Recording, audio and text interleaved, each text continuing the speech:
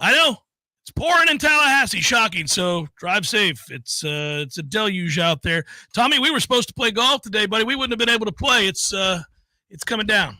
It's coming down. One might call that divine providence. That it didn't happen that way. One more day in the ATL for me. Couldn't leave Braves country. You know what I mean? It's just so nice up here in Braves country. That's what it was. If you're watching on Warchant TV and on YouTube there, we appreciate you. And, of course, if you're in the Heisen Legal Law Firm chat room, know this. They're the chat sponsor, and if you're a victim of an auto accident, they're the ones you're going to want to call. They represent injured clients statewide. If you've been in an accident, call Heisen Legal Law Firm, 813-803-0733, free consultation. No cost to you unless they win. Your interests come first at Heisen Legal Law Firm. Call 813-803-0733 or visit HeisenLegalLawFirm.com. Heisen Legal Law Firm, your advocate in times of need. Offices, Tampa. Loosey-goosey. Libations Friday. Laid back edition of the program today. Laid back would be kind of how the I think how the practice probably went today. I didn't go today, guys. That's right. Your boy took the day off from practice. Didn't show up for work. I'm here, but I didn't go to practice today because this is what happens at practice the day before a scrimmage. They don't get loose. It's not intense. There's a whole making sure people understand what the hell they're supposed to do is what that is. That's it's a whole lot. It's a whole lot of get you none. Yeah, there's not a lot. If you're gonna skip a day, and I haven't missed a practice yet until today. Today's the day to say I'm not going. And that's exactly what happened. We had business things to attend to. We had other stuff we got to do. We had to get right. So there you go. And I am eagerly looking anticipating the comments post scrimmage tomorrow night. I really am interested. You know what I've come to the conclusion of? I don't know why. Maybe it's because a week's worth of practices did this to people. Because if you go to warchant.com, you can read, of course, these practice reports every day. Our staff is out there. We have a staff of hundreds. So we're out there covering this team as thoroughly as one can and better than everybody else who does it. So that's great for you guys, and that's why you should subscribe to Warchant. And it's a perfect thing, right? That's what you got. But I don't know if that facilitated perhaps the questions that I received. Emails, Tom, texts from people who have my number, things like that. Everybody wants, right now, today, it seems, a full eval or assessment of Florida State. What the season's going to be, the good and the bad, the warts, the highs and the lows, all of it. My dad called this morning. I have Florida State graduate buddies that live all over the country, and they all reached out to me like within 2 hours of one another at 9 o'clock this morning. I was like, what happened yesterday? Or what did we say on the show yesterday? Or what was it that facilitated early morning on a Friday phone calls and texts about thorough evaluations of Florida State and prognostications for the season? Maybe was it last night's preseason football game? Was it Bears-Texans that moved the needle? What was it? Because a lot of people have been able to I even had buddies within the industry reach out to me and say, I'm kind of wondering, you've had a week. What do you think now? What do you think? Like, they were all sort of nervous inquiries. Yeah, so I received one of those. Even though I'm not at practice, they know I'm dialed in and I'm talking to y'all all the time. And I'll get there on Monday. Looking forward to that, assuming that the tropical event is passed and the fields aren't underwater. But hey, Tom, 12.5. What do you think for Dublin? That feels a little low to me. 12.5 feels like full green light. Those kind of questions. Like, man, yeah, I don't know. I haven't seen practice. I don't know what Georgia Tech is. I can tell you from an outsider's perspective, from just watching the teams last year and seeing how they're empire building, addressing their weaknesses and their strengths. Georgia Tech had an awful hard time stopping the run. Looks like that's our number one priority. And Georgia Tech lives and dies by their quarterback. I think our secondary is good. I like this matchup for Florida State. I think 12.5 I think it's a green light. But I don't know that practice would teach you anything. And this is one of those deals where, like, well, you see what the team is. I'm like, first of all, there are ethical questions that come up with that. And secondly, last year, I thought we were going to be outstanding in run blocking and poor in pass protection. That's what camp told me was going to happen. Do you know what played out on the field? The exact opposite. Because when you go against yourself every day, you're getting false readings on what a team is going to be. It can actually lead you astray. So the better option, I think, is to be in a position like the folks out there on Warchant TV and like, all right, let me hear what these players are. Let me hear how they look relative to some of the players that maybe just departed for the NFL. Let's look at what Georgia Tech was and let's make a determination. But long way of saying, I too. People are getting antsy. Maybe it's the turning of the page to August 1st. That might be the calendar flipping might have done it for everybody. I think that's probably true. A couple of things here, and I'll counter what you said there, or at least explain where I'm coming from. Jonathan, thanks for the contribution. That's awfully kind. Let me read what you had to say. The Lane McCoy talk is reminding me of the Vendravius Jacobs talk last year. Is Lane further along? Here's what's most important. Now that Vendravius is no longer in the program. You guys kept hearing me say this, and I would use phrases like, I sure hope he matures. I just want him to be more responsible. I sure hope Vendravius grows up or keeps his emotions together. Well, I was clearly describing a kid who had talent but was wildly immature. And some of that you don't have to deduce from like what I think I see, but rather what Ron Dugans, the wide receiver coach, said when he was asked about Vendravius Jacobs. If you remember, he was kind of like, well, Vendravius is a talented kid. There are a lot of aspects, though, of playing receiver, a lot of things that you got to be able to do in order to get into games for us. And he was trying to tell you that the kid was a knucklehead, that he wasn't responsible. You got to read between the lines with these coaches and sometimes read between the lines with what I'm saying. I try to lay it on thick for you sometimes, not because I think you're dumb, but because it's easy. I know you listen to this kind of in passing. You're doing other things. I got it. But,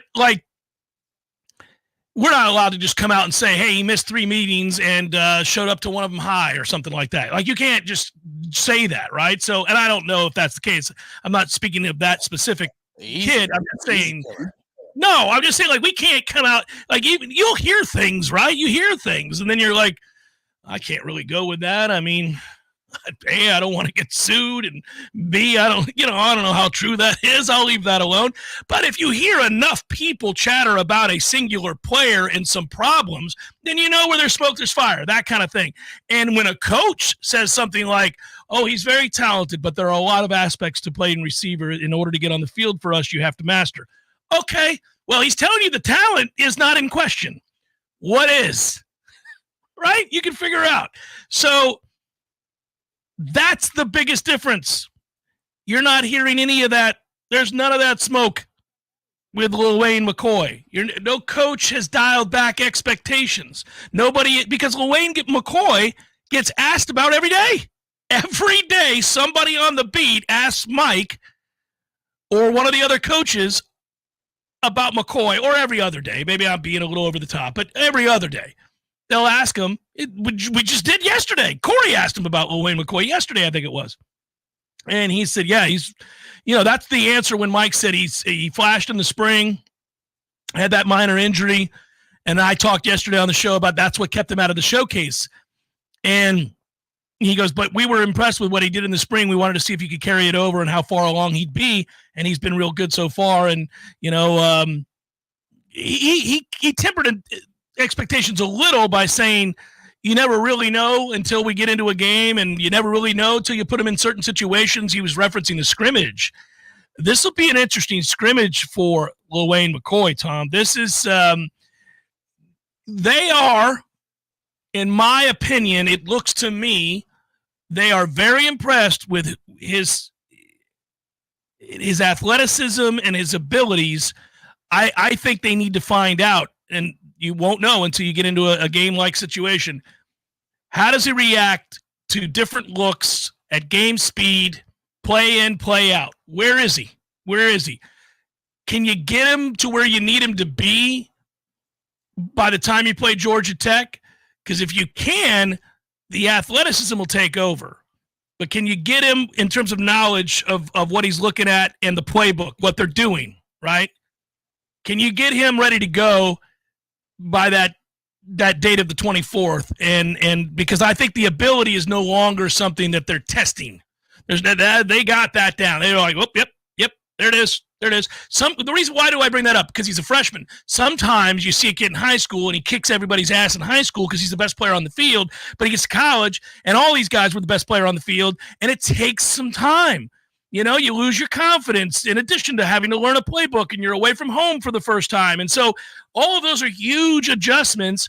And a lot of times you just don't heap those expectations upon somebody. You're not really sure what they are because you see they're not playing the same speed as they were in high school, and that's because their brain is spinning. So when that happens, coaches usually tend to back off and try to teach. When they get to a place where they roll you out there as frequently as they're rolling him out there with the kinds of players he's rolling up out there with alongside him, like the guys that have to play a huge role in this offense this year, then they don't have a question about ability. They're putting him in the fire.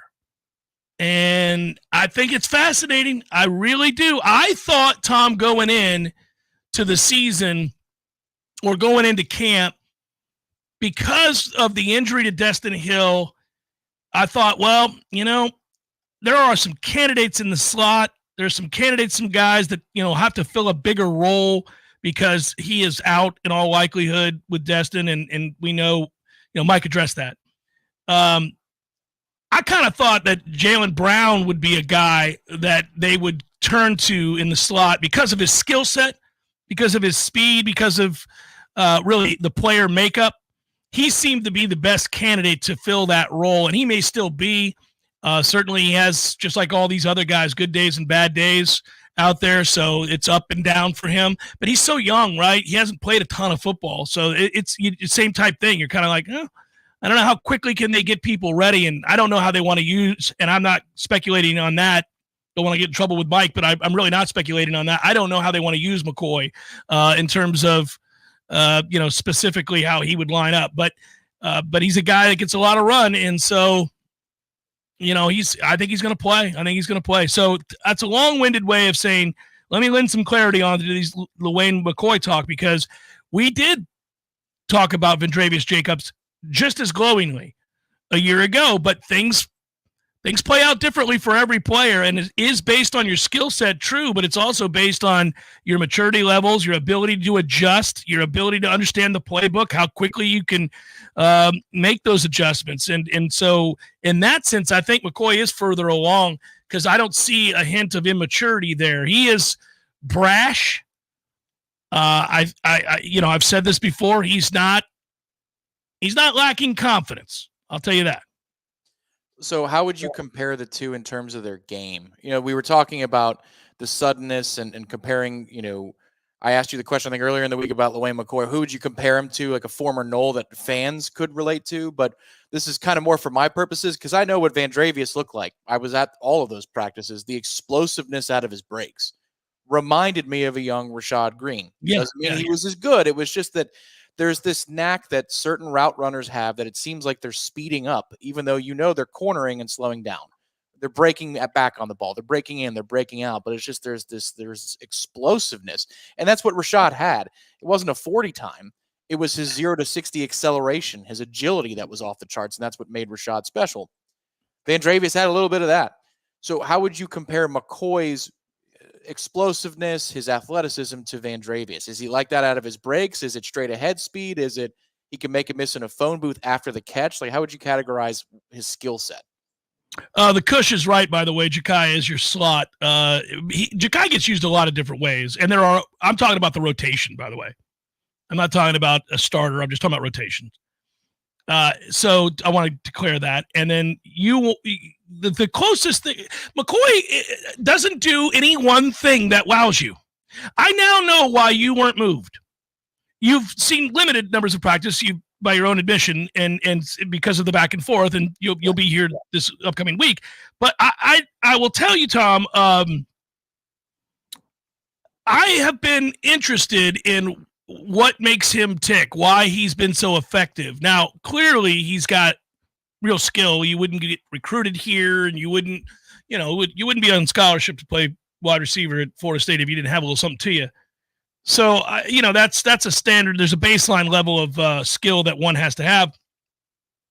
But he's not a blazing fast guy. He's not like a speedster. I've seen better athletes, certainly at the position. He's not overly big or tall. He isn't, like, you don't look at him and go, oh my God, he is an effortless route runner like you did with Rashad. Like you're talking about with Rashad, you're like, oh man, that is silky.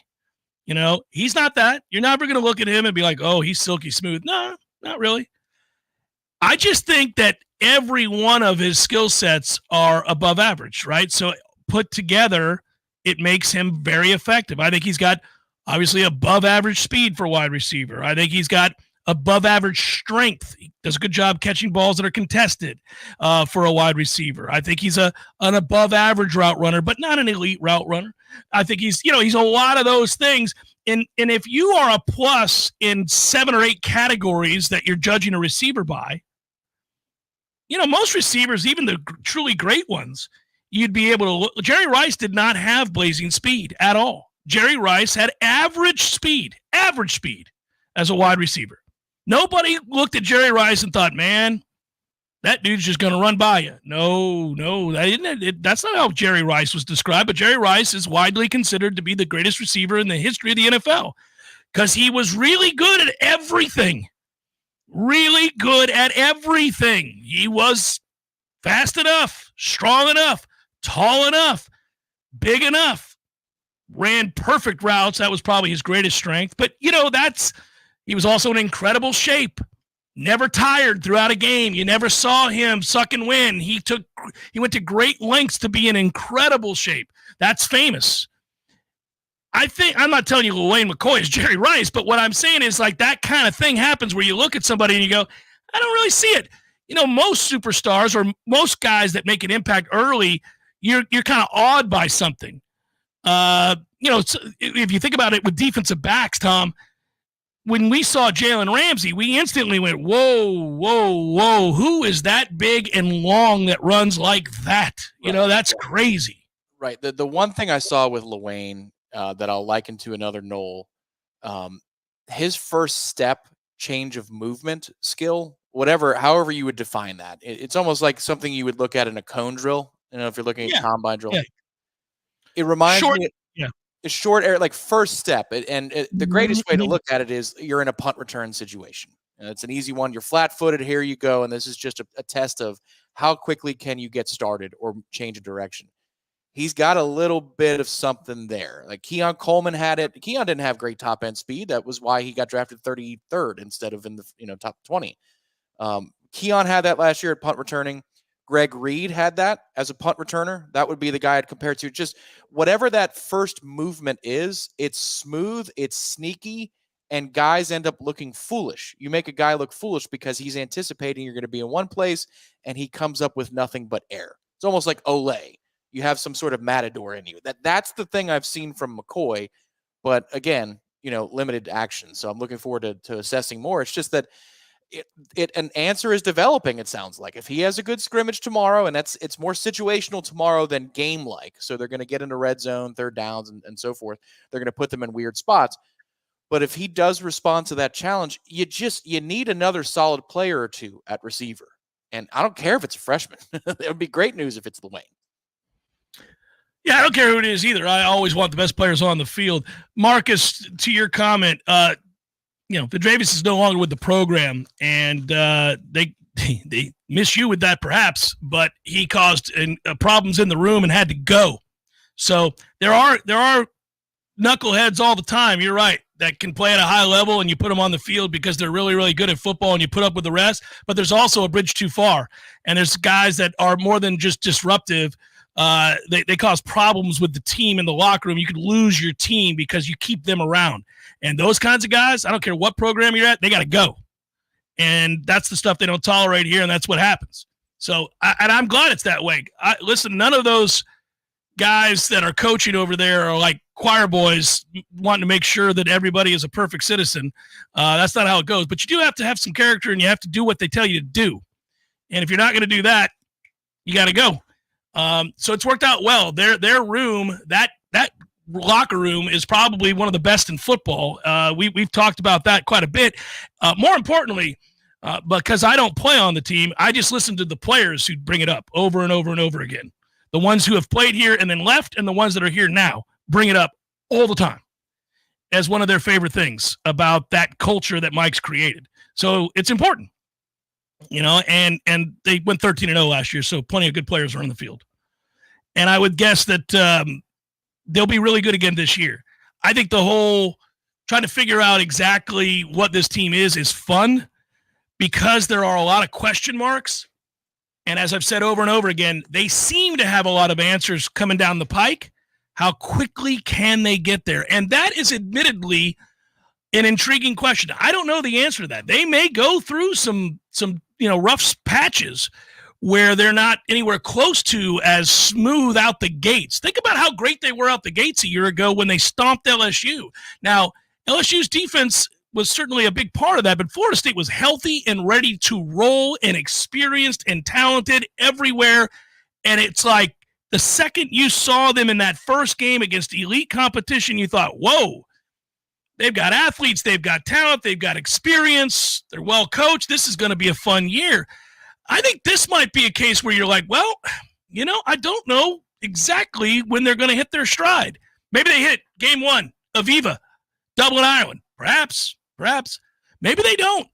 Maybe it's you're asking 4 or 5 different receivers to try to make up for an awful lot of yards and touchdowns from those that departed from this program. I don't know how quickly that will happen. I hope it's day one, but I do have some doubts about that. I think we may have some hiccups along the way. And when I say hiccups, I'm not talking about losses per se, but just patches where they don't play great. And you're kind of like, I really don't know quite what this team's going to be just yet. But you don't have to know that in week one. You got to win the game. That's what you got to do. Chef Cameron Show, Real Talk Radio and Warchant TV.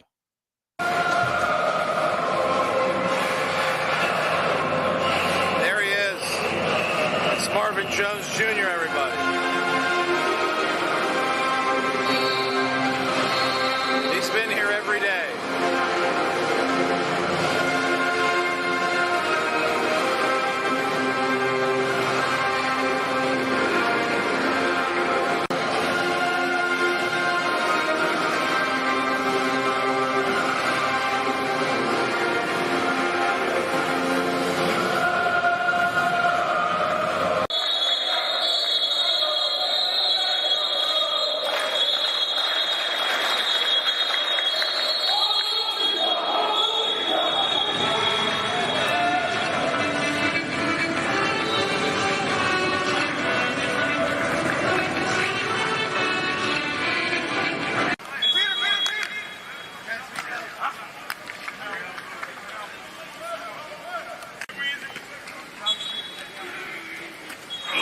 Destin Hill.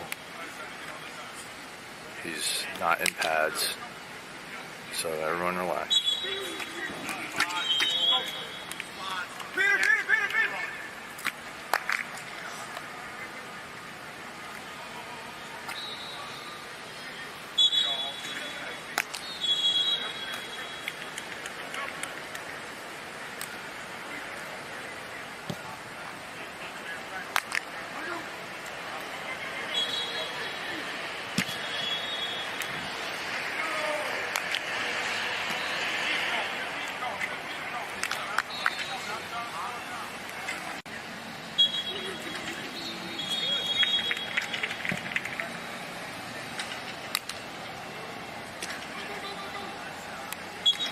All right, roll call. We got Benson, McCoy. That's pretty much it for punt returners today. We got kickoff here in the background. Ooh, Camden Fryer returning kicks? What? Oh, that's sorry. Hey, we're going to Peter calls me here. Peter, right? Don't want to swing our hands. Still live, we just doing this. Go!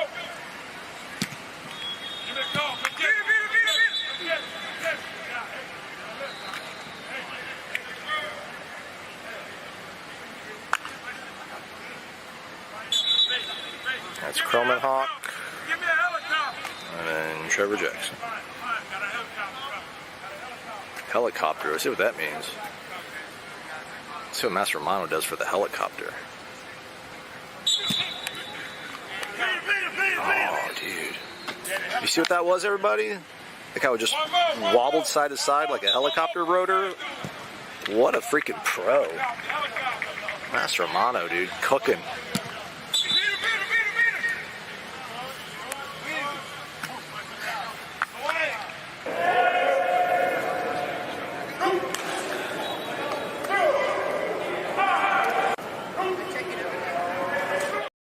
Or visit online at socialkitchentlh.com.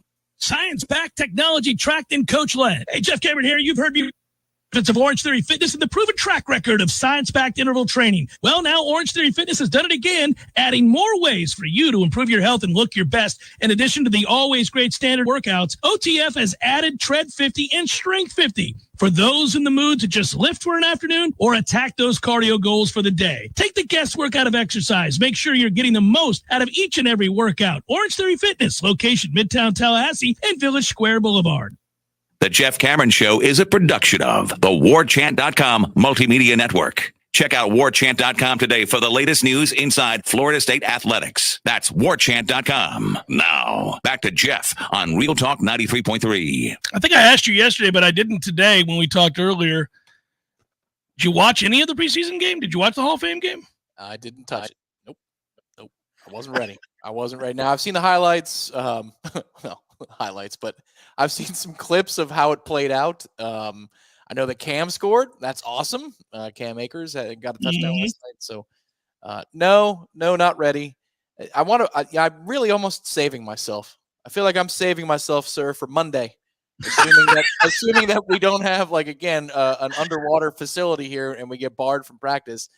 Right now, just like a tropical storm, we passing by, no big deal.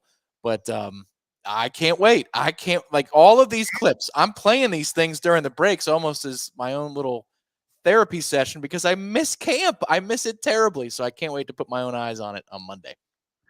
I got to be honest with you. I had it in the background, and I really didn't spend much time on it either. It kind of made me laugh. I was like, I talked about it, but as soon as it started, I was kind of like, yeah. I forgot. This is the drill. This happens every year. You're like, woohoo! I think we get excited rightfully by what it represents, much more than the game itself. Yeah. But you know what? I need to do a couple of things. I need to go back and watch all the kickoffs with the new rules. Yeah, I need to go back and do all of that. I came in late, so that's how that went. Jacob writes, Jeff, I'm a diehard FSU fan from Alabama. Do you think DJU can have a Heisman Trophy season? No, I don't. Jacob, thanks for listening, and I appreciate you asking the question. I think he'll be okay. I think he can be pretty good. I don't think DJU is great. He's never been great. He can be very good, though. I think that's where I'll cap it, maybe, at very good. Jeff and Tom, who do you think will be better cornerback this year, AZ or Travis Hunter? I ask because one seems to be getting all the hype and the other seems to be getting zero. Well, look, Travis Hunter is an awesome football player and is going to play in the league for a very long time. And I get why he gets all the hype. He was a much more highly touted cornerback coming out of high school, dual threat player. He is a dual threat in college as well. Then he did the famous switcheroo on the in the last hour and left Florida State and joined the cult of Deion and then followed him out to Colorado. And so he's going to get a ton of exposure in that way. AZ is very, very quiet, is to himself, was lesser regarded coming out of high school, but is also a very, very, very good corner. And I think has a chance to be perhaps a first-round draft pick. He's got length. He's got athleticism. He has gotten better every year he's been here. And this is a chance for him to have a huge year.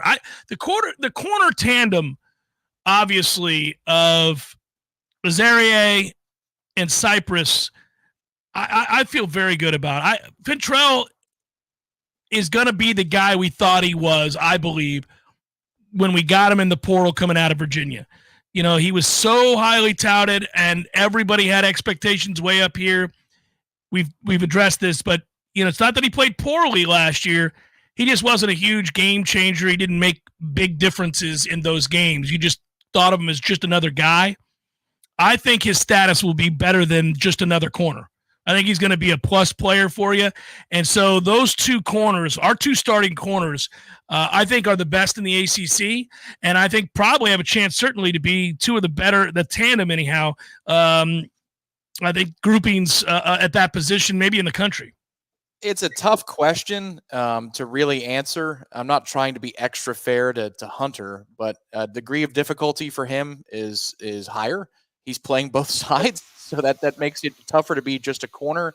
The altitude factor is a little bit of a thing too, but then also it's hard to assess because the better you are, the less the ball comes your way. So you have to make plays. Like I remember do you remember all the times that you would hear? You could always tell the uneducated when the knocks on Jalen Ramsey when we were like talking about how he's going to go first round, and you'd get people or even analysts, and they'd be like, "Oh well, I don't know how great he could be. He's had like one interception." You're like, "Oh Jesus, nobody wants to throw his way, you dumbasses." Oh, it was the same thing for Xavier Rhodes. I was going to say the same thing, but Xavier Rhodes, it was where are the big plays? Where's the impact, like the Greg Reed impact? I'm like, man, the impact is an offensive coordinator knows I can't operate over there. I can't throw over there. That's the impact. So now you lock somebody down. You've got 10 to guard their guys. Like it's just that's the hard part of assessing corners. Maybe the best way to do it is take a look at the NFL draft prospects at the end of the year. I think Azarie has a chance to make more splash plays because, to your point, it might be a pick your poison with he and Fentrell, which means that Azarie might actually get more targets and more opportunities. And I also think that defensive front's going to be pretty good too. So it's just that's such a hard thing to assess fairly. I hope it's Azarie, and he certainly has the ability to have an excellent year and an excellent professional career. I'll address something here before I get to, let me do Florida Man in Alabama here and get to his question. At what point does Coach Norvell have to dial racing the players on the dial back the racing players on the indoor sprint? Can't have the GOAT going down for a leg injury or a stroke. Well, I don't think he's in danger of stroking out anytime soon. He's in good shape and has access to the best medical care one could, given money and status where he's at. But I would say that will dial back the second he yanks the hamstring from the bone, because it's going to happen, and he doesn't know it perhaps. Now, he's a younger man. I'm gonna clue you into a funny exchange that I had this morning with a friend of ours, Tom, and I won't give away the entirety of the conversation because there's some stuff in there that is not for air. But we were just talking about players and where the team's at per the inquiries that I got this morning. This is one of many, right? And we were just going through the list of guys we're excited to see play. And at some point, this person said, we were talking about injuries from a year ago, last year's team. And we were just talking about how many injuries happened to so many players on offense in particular. Oh, my God, so many. Oh, it was so maddening, right? And he brought up a pulled hamstring for one of the players a year ago. And I was like, well, and don't forget about this guy's ankle and this guy's thigh and this bone bruise. And we were just going through player for player for player, right? And I said, and that's the problem when, it's one thing, if you have a sprained ankle, if it's severely sprained, you're a skill position guy, you really, at best, are half the player if you can get out there at all. It's hard. You got to cut. It's very hard. And if you have like a thigh bruise, a deep thigh contusion or something, like go try to run on that. It's really, really difficult. And so he's like, yeah, unless you're Dalvin Cook. Remember, he didn't miss any time with a pulled hamstring. And I wrote back, yeah, Dalvin might have been the most special human being I've ever seen. Never seen anybody like it. Most normal humans, even the extraordinary ones, can't just shake off a pulled hamstring. His response, brother, I pulled my hamstring back in 2005 and still feel it today. That's true. And I said, I'm still dealing with mine from the beach 10 years ago. The Miami game, It was the first play. So it was 2015 Miami game. That's the first play is the option pitch from Everett Golson, which was a beautifully executed. Oh, unbelievable. Yeah. Oh, my God. One play score. When he was running the opposite way towards where the band used to play, where the Lang Memorial Champions Club is, and he goes down like he was shot by a sniper over midfield. Remember, he crosses midfield. Oh, yeah, he grabbed it even. It's a blur, and it looks like he was taken out by a sniper because he just collapses to the ground, holds the football, mind you. A lot of guys, when they have those problems, the football just goes flying because the instinct is to grab the injured area. The whole building went silent and thought, oh, no, like this is the one. But there was precedent for that already, and so there was enough of an undercurrent. I was just about 5 rows behind the Miami bench. That's where my buddy's season tickets were for years and years and years, visitor bench. And the Miami fans were like, well, we've seen this before. He might be okay. And we're like, that's true. That's true. Dalvin, he might be okay. And sure enough, he came back in that game, and he was the reason we won the football game. He was doesn't even make sense. Doesn't even make sense. I've never seen an athlete, a finely tuned athlete. You're talking about these guys that have world-class speed and agility, sprinters. They all know their body very, very well, better than the average Joe. And none of them, not the best ever, can pull their effing hamstring and still go out and dominate a game and still maintain that same speed and agility. It just doesn't happen. I don't know. His ability to feel that it was about to and then go down and stop immediately before it does and kind of walk it off, stretch a little bit, get some fluid in him, whatever it is, and then come back out and go full. I've never seen another player. Yeah. I've been covering this program for 27 years. Never seen anybody else. That's probably something. I mean, his career is coming to an end here soon. He might have one of those little spurts left like the greats do, where you go, oh, yeah, there it is. I mean, even Emmitt Smith had that in Arizona towards the end. You're like, well, he had 1 year where you go, well, he's actually still kind of good. Yeah, he was productive, yeah. But we're not far off from being able to talk to Dalvin more. And I would love to just hear his answer about what was he feeling? What was the signal? Was there this warning in his brain? Was it a twitch like right around the back of the knee, the calf? Was it a warning sign is coming that he was just very aware of and he was sensitive to because he knew it. He knew the exact limit and he could push it at game speed. That's one of the biggest sports superpowers I've ever seen. Like that's a superpower, man. Nobody does that. No, I'm still. It's fun to talk about. It's weird. It comes up today because it came up yesterday amongst those of us at practice. He came. Oh, I know what it was. Carlos Williams was at practice yesterday, and I had a chance to talk with Carlos. If you're listening, Carlos, thanks a lot. He really a joy to talk to. By the way, Carlos has slimmed down quite a bit. Tom, he is not the horse that he used to be. He's still in great shape, and he's still a strong-looking guy. But you remember Carlos when he was here? You're like, woof. That's a monster. Look, he's young enough. If he wanted to, he was so gifted. I mean, you might catch on with a practice squad. I'm sure he doesn't. He's coaching. I know he's coaching players and he's training players, and that's the iteration of his life. Man, he ain't that old. If he's in good shape, give it a go, Carlos. You had the gift of gifts. Yeah, he's got kids now, though. I think he's done. I think he's good to go. He's fine. But he was. I think. Perhaps, and I've said this before, that, gosh, you have to be careful, but he's maybe a top 5 athlete to ever play at Florida State in football. Mm-hmm. And listen, we all know the legendary athletes that have been here.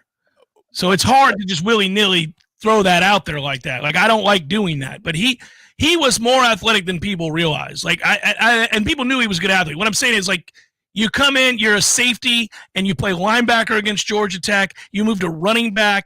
We all remember the kickoff return where he's just kind of casually running alongside Whitfield. You're like, what? He's not even trying, and he's just right there with him at that side. It's crazy. Yeah, the called back kick against Miami in 2011, I want to say it was. Was it maybe 20? Yeah, I think it was 2011. Second half, opening kickoff. Oh, yeah. Fancy hold call. Yeah. It looks like a video game where you've got a 99 overall player against an FCS team.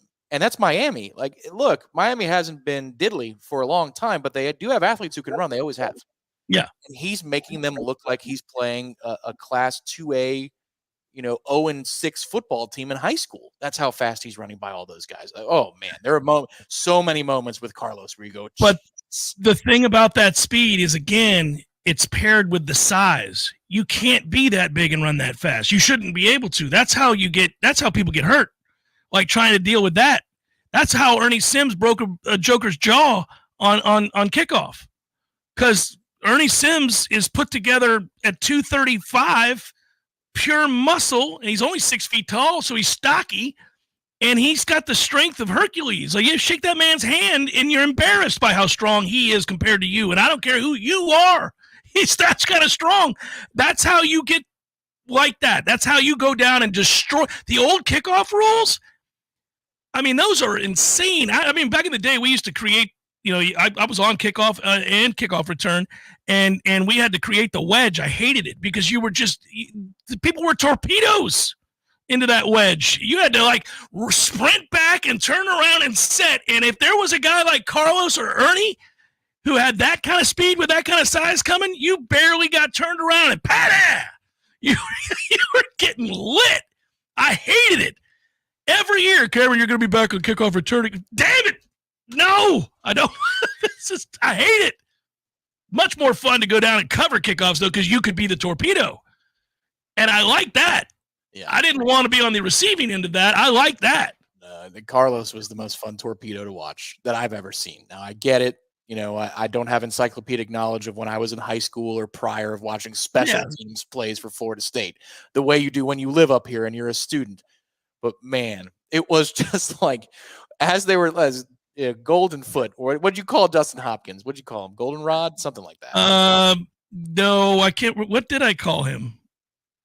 You and Corey had a back and forth of nicknames for Hopkins. Anyway, we also had an argument about his prowess, but yes. He's lining up to kick off, and you're just like, ooh, please don't return it. Just to the kid, you're like, man, don't you take this out, because you might not get hit, but one of your guys who's trying to set the wedge is going to be destroyed. Absolutely. Fun times. I love those memories. That's fun on a Friday too, to kind of do that. Well, it was nice to see Carlos Williams back in town. A lot of former players come back all the time now. It is so good to see. That's also part of it. Like Mike's done a good job of fostering that as well. Jeff Cameron, Show 93.3 Real Talk Radio, Warchant TV. Your local news now. Official voting guides are headed to thousands of Leon County voters' mailboxes. The supervisor of elections announced they are sending out election guides this week, which will include sample ballots and information on where and how to vote. For those who do not want to wait for the mail, you can head to leonvotes.gov for more information. The Florida primary election is August 20th. One Blood is continuing to investigate a ransomware attack that has impacted blood centers in Florida, Georgia, and the Carolinas. One Blood Vice President Susan Forbes said they have moved to manual methods, which can be time-consuming when it comes to donor questionnaires and labeling blood-bound for hospitals. Despite the ransomware attack happening, blood centers are still up and running. Forbes could not put a timeline on when their critical IT systems will return online. More than 250 hospitals have been asked to activate their critical blood supply protocols during the unprecedented ransomware event. This is Rachel Lene with your Roll Talk 93.3 local news update, brought to you by McLemore Systems, Tallahassee's go-to Mac store. Check them out online at McLemoreSystems.com. This is meteorologist Paul Trombley with your Real Talk 93.3 weather update. A heat advisory continues until 8 p.m. tonight. Thunderstorms likely this afternoon. Otherwise, cloudy skies expected. Highs level off around 94. Winds out of the southwest, 5 to 10 miles per hour. Partly cloudy skies tonight. Chance of thunderstorms. Lows around 77. This report is brought to you by the Lawn Johns. For all your landscaping and lawn care needs, visit thelawnjohns.com. Right now, 86. With bachelor's and law degrees from Florida State University, he's a small business owner in Tallahassee who's worked in courts all over Florida. A trial lawyer who works in Leon County Court every day. A husband and father tied to our community. A pro bono award winner with a commitment to giving back. And if elected with your help and your vote, a Leon County judge. Vote Robert Churchill for Leon County Judge, Seat 4. Paid for and approved by Robert Churchill for Leon County Judge, Seat 4. There he is. Haven't seen this guy since, what was it? Oh, shoot. U2 at the Sphere in Las Vegas, baby. Hey, how about that, man? Wasn't that fun? Good show. Good show. Everything about it. Nearly perfect. Nearly perfect. I had everything I could possibly want. I wanted one thing, couldn't find it, and I looked everywhere. No Cubans. What do you mean? There No was Cubans. There was Cubans. No, I didn't see any Cubans. Dude, No. I'm sure there was Cubans there. I mean, No, I walked around. There was a moment right before the show. I thought, got to find some Cubans. Nothing. Dude, there's Cubans. There was Cubans. I'm sure there was Cubans. In Las Vegas? In Las Vegas. No Cubans in Vegas. There's Cubans in Vegas, man. Eddie, there were no Cubans. Chef. The sandwich. There were no Cuban sandwiches. You're Cuban. Of course I know there were Cubans there. Oh, the sandwich. Yeah, no, there probably wasn't many there in Vegas. No Cubans. No, not yet. Gordo's, bringing the flavor and flair of Cuban food to Tallahassee since 1996. The Jeff Cameron Show, brought to you by Orange Theory Fitness. 2 Tallahassee locations, Midtown on Thomasville Road and Northside in the Village Common Shopping Center. Online at orangetheoryfitness.com. By the way, Tom, you can tell it's a loosey-goosey Libations Friday edition of the show when the news hits and we come back and there's 52 after. When your boy over here on the ones and twos just floating breaks 25 minutes apart. That's okay. There was actually one thing I wanted to circle back on with the Mike running down the field deal. Me too. So let me finish what I was going to say, and then you jump in here too. Okay. Sorry. So here's where we'll go with that. Mike should do it as long as he can do it, and the more you do it, the more apt you are to be able to continue to do it. It's when you stop doing those things for long stretches at a time and then start doing them again that you are in line for injury. So Mike runs hard with them every day, and it's created an awesome bond with a lot of players, and they mentioned that too. I know EJ just got done talking about it as well on the ACC network, that it's just kind of a cool thing. It makes you see him in a different light in a way, and I could get that. I mean, practice is effing hard, man. Practicing football is really hard. That's a cool moment to start every one of those soon-to-be intense and very difficult practices, right? That's a fun way to get it started and to get folks to know. And also it reveals how committed you are to all of that. He's had a slight strain before. I'm talking about a straight-up, that thing is done. Because when you have one of those where that thing rolls up into your buttocks, because we've all, if you've had a bad hammy, and I have, and you feel that, you're like, oh, no. You never want to feel that again. That's real pain, like real pain. That's why we're bragging about Dalvin. Like, who the hell can do that? Your turn. It's it's like a window shade, for the old cartoons, like flat up. It's not good. It's not good, man. It's not good. These are finely tuned athletes, sir. I get it. They just got done stretching. Are we not concerned that one of our big hog mollies or defensive linemen at some point will go down? I'm not trying to speak it into being. It's just that we're multiplying now. This is like Rocky 1. He ran, and there was one dude with him. And then Rocky 2, he's got the kids following him. Everybody's running up the steps together. Running up the steps, yeah. It's just the law of large numbers.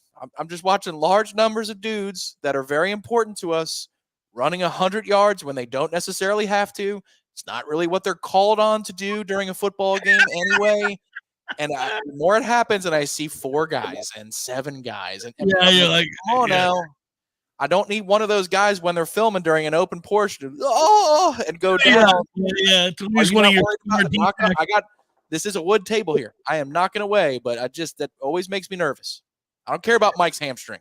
He'll be fine. Yeah, Mike will be okay. He could be over there coaching on crutches. Doesn't really matter. I agree. Players are the thing. Frankie asks, what golf courses are you playing in Dublin? I think we'd like to try to get out to Port Marnock at one of these. I mean, I did Port Marnock the last time I was there. Yeah, the Royal. Aslan and I. We did not. Me and Aslan. We played Port Marnock together, and it was freaking awesome.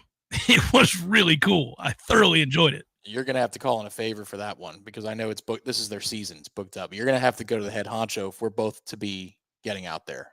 The question, are you going to take your clubs or are you going to rent out there? What do you think is easier? I did not take my clubs the last time I went. I used theirs at Port Marnock.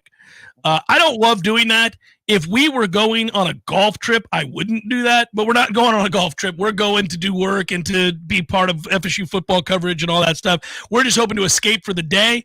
Well, if we're just trying to escape for one round of golf for the day in between work, I'm not bringing clubs out for that. By the way, the set I used, I loved. It was a brand new, so that was last year, at this time, 2023. It was a 2023 set of the new Titleist club. And, I used to play Titleist. I love those. And they had a brand new set in there. So it was great. These are elite clubs. They got like, Mr. Cameron, would you like the Ping set or the Titleist set and would you like, they asked things like that when you go there. It was really cool. Well, let's work on having them ask me those questions. Then I'll leave my gloves back home. You can. You absolutely should. Absolutely. Yeah. Now, if we were going on a golf trip, buddy, and we were going to play 6 or 7 times out there and go throughout the various counties, let's take it over to Cork tomorrow and then Galway. And then, then that'd be very different. But we're not going to get that opportunity. I am, however, I'm really excited that we were able to do it yesterday on the air, talk about where we're going to be broadcasting from, and that's good. How many points are we wanting to see from this team versus Georgia Tech to feel good about the direction of the season?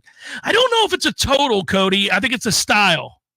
I think it's an ability to run the ball, to win first down, to be very physical, to throw when we want to throw, not because we have to. Last year, there was a lot of throwing because couldn't do anything else. And that was annoying against the better teams. That's the way we had to play. Some lesser teams, we could kind of, be a little bit more patient. But we could not do that last year. I want to see them be able to run the ball. Listen, Georgia Tech, I don't care how much in the way of personnel and the new coach, how much difference that may make over the course of the season. They were dead ass last against the run. If you're not going to run the ball against them this year and you want to run the ball, you probably got a problem on your hands. So that's more about what they're trying to do. Hour number 2 forthcoming. Stay with Chef Cameron Show, 93.3 Real Talk Radio, Warchant TV. Glass has been opened.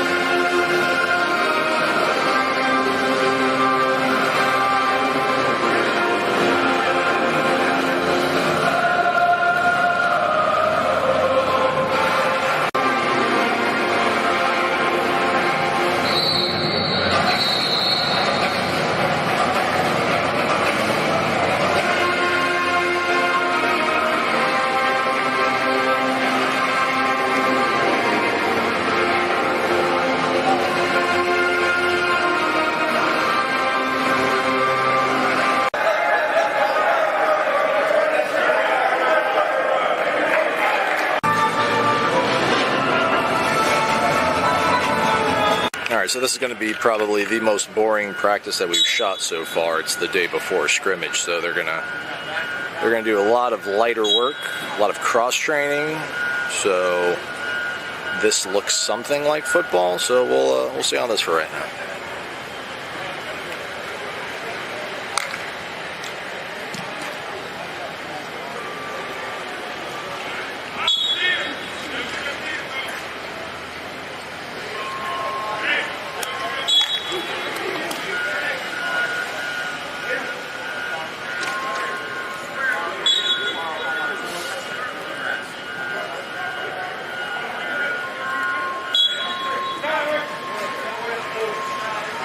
Knock the cone away. Come on, Luke.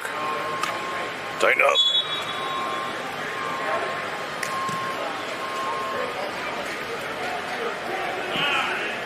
Trevor with 2 E's. Is that Destin Hill? Oh my God. It's Destin Hill.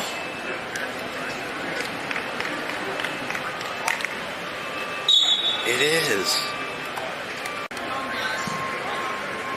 Mastro up, missed it at home.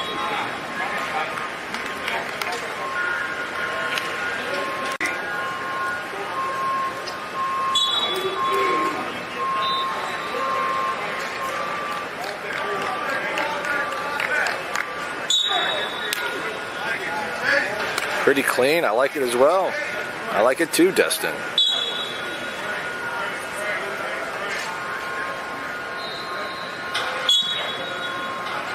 There you go, Luke. There you go, kid.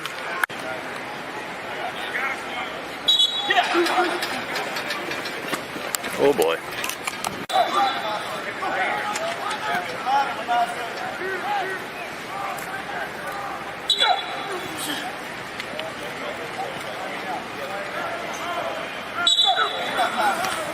Oh, Bryson Estes, welcome to the show.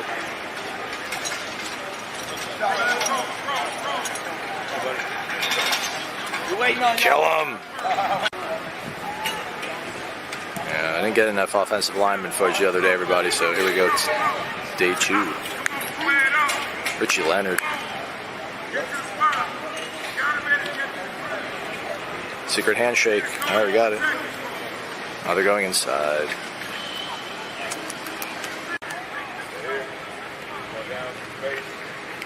Who's that, Chuck Bed?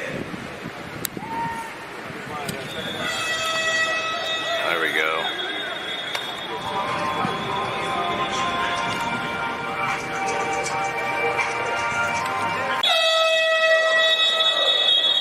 All right, they're going to actually do some really cool stuff, but we cannot show it to you. All right. So we're probably not going to get any more content today, but we're just going to get some face shots, some face time, some ISOs.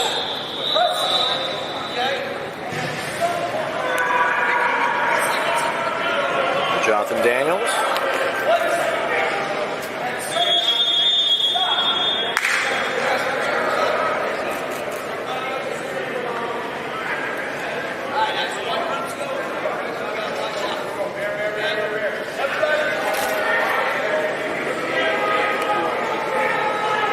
Menase ITT.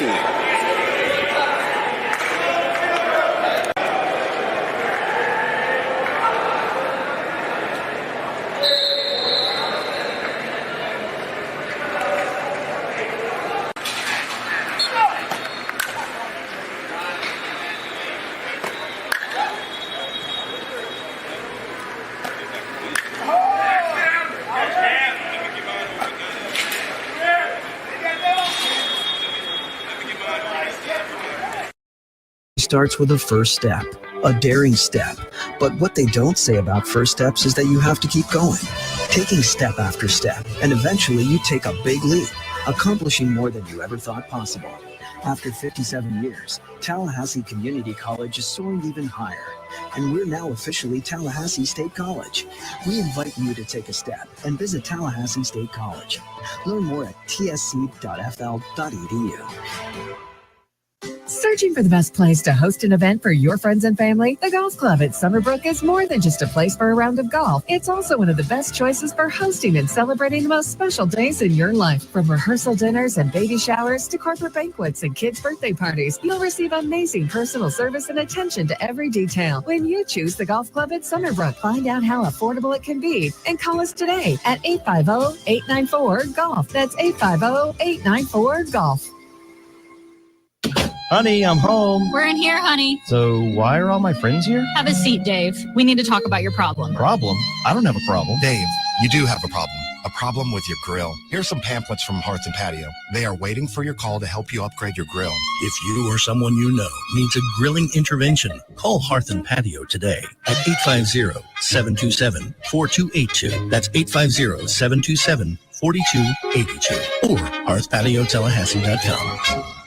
Science-backed, technology-tracked, and coach-led. Hey, Jeff Cameron here. You've heard me rave about the benefits of Orange Theory Fitness and the proven track record of science-backed interval training. Well, now Orange Theory Fitness has done it again, adding more ways for you to improve your health and look your best. In addition to the always great standard workouts, OTF has added Tread 50 and Strength 50. For those in the mood to just lift for an afternoon or attack those cardio goals for the day. Take the guesswork out of exercise. Make sure you're getting the most out of each and every workout. Orange Theory Fitness, location Midtown Tallahassee and Village Square Boulevard.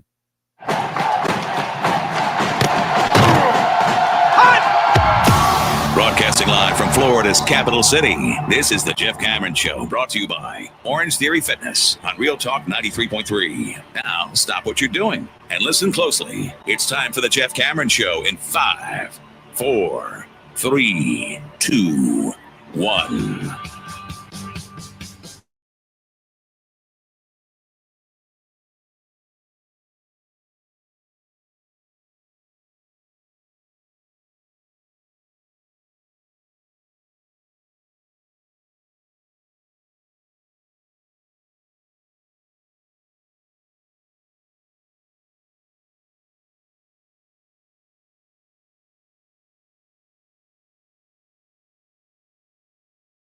Appreciate you always. Loosey-goosey on Fridays. Good times.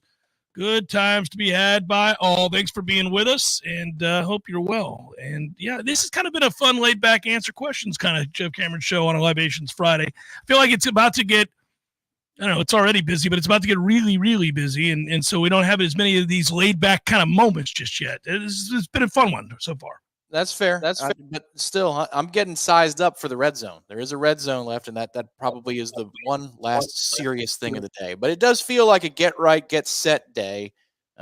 We're now in August. Scrimmage 1 is on deck. I think that today was obviously Mike Norvell was not happy with yesterday's practice, but you can't push him too hard today because you need the scrimmage to be what it needs to be. There are 3 Saturdays left. The 3rd, the 10th, the 17th before we play football. And one of those is for the scrimmage tomorrow. You got to get them going through their routine properly. Like, this is an important day. So I'm sure he'll turn the screws to him tomorrow night as they practice. Mike said that Saturday night scrimmage, tomorrow night's scrimmage is a situational scrimmage, but also they'll have a chance to kind of just play football, like it would be in a game.